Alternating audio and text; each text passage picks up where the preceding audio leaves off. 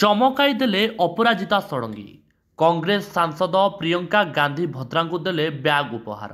राजनीति रे बयानबाजी चले, बागयुद्ध हुए। जड़े राजनेता तांको पति पक्ष को जवाब दियंती।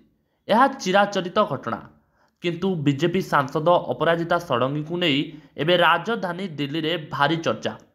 समस्त को चकित करदेले भुवनेश्वर सांसद अपराजिता षडंगी। ब्याग्र जवाब देले ब्याग रे।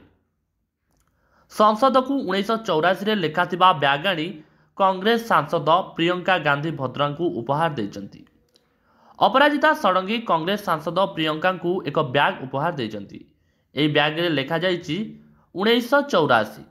पूर्वतन प्रधानमंत्री इंदिरा गांधी तांको देह रक्षीक गुली रे 1984 मसीहा अक्टोबर 31 तारिख रे निहत हेबा परे सिख विरोधी दंगा देखा देइतला।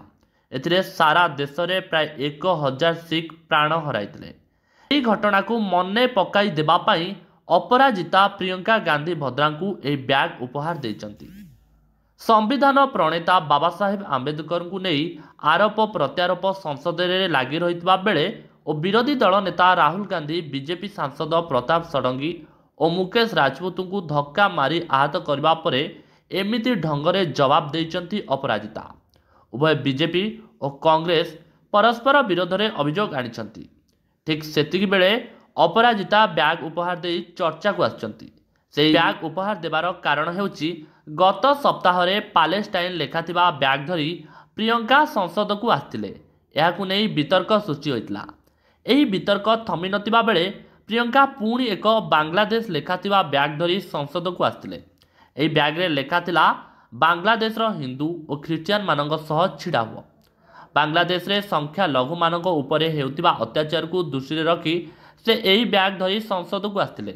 बांग्लादेश रो संख्या लघु मानक सुरक्षा लगी सरकार कूटनैतिक स्तर रे आलोचना करने को से दाबी करथिले। 1971 रे बांग्लादेश रो मुक्तियुद्ध रे भारतर गुरुत्वपूर्ण अवदान थिबारु कहिथिले प्रियंका। तेबे तांकु कड़ा जवाब देइथिले पुरी रो बीजेपी सांसद संबित पात्र। कहिथिले गांधी परिवार सबुबले तुष्टिकरण ब्याग धरी बुले। ए तुष्टिकरण ब्याग पाई कांग्रेस पराजयर सामना करुछि। प्रियंका ब्याग राजनीति को ब्याग रे काउंटर करिसंती अपराजिता। मने पकाई देइचंती सिख विरोधी दंगार कथा, रक्त